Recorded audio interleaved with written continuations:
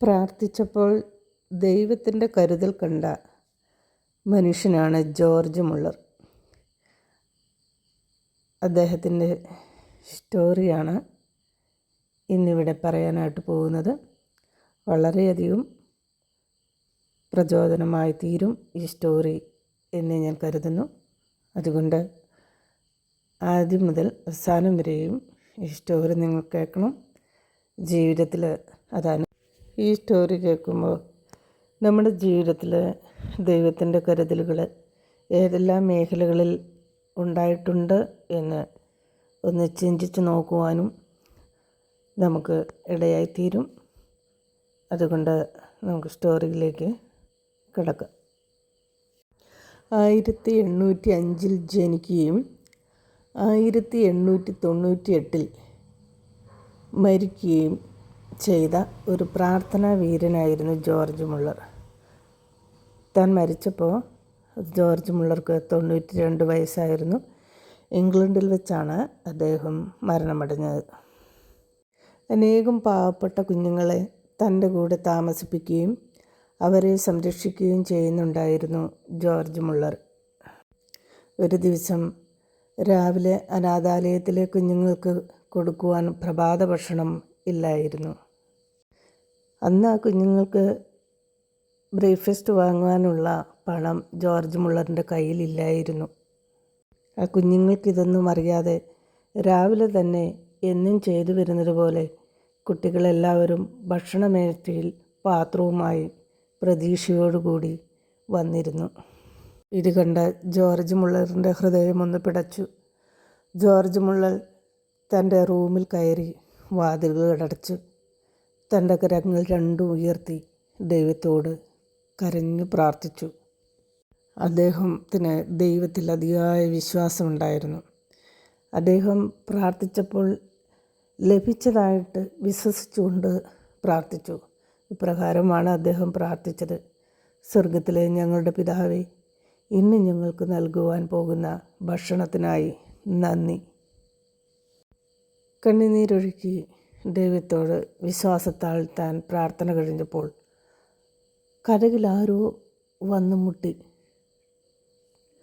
കതകിന് വെളിയിൽ ഒരു ബേക്കറി ഉടമ നിൽക്കുന്നതാണ് ജോർജ് മുള്ളർ കണ്ടത്. ബേക്കറിക്കാരൻ ഇപ്രകാരം പറഞ്ഞു: നിങ്ങൾക്കിന്ന് കഴിക്കുവാൻ രാവിലെ ബ്രെഡില്ല എന്ന് എൻ്റെ മനസ്സിൽ വെളുപ്പിന് 2 മണിക്ക് തോന്നി.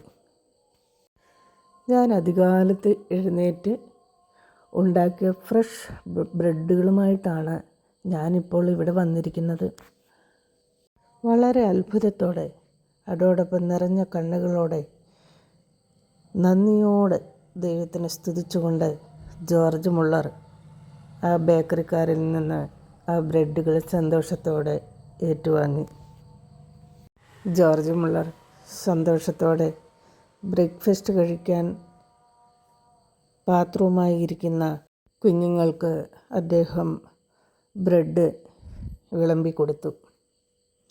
ആ കുഞ്ഞുങ്ങൾ സന്തോഷത്തോടെ ആർത്തിയോടെ ബ്രെഡ് കഴിച്ചുകൊണ്ടിരിക്കുമ്പോൾ കരുതുന്ന ദൈവത്തിൻ്റെ കരുതൽ അവിടെ തുടർന്നും വെളിപ്പെട്ടു.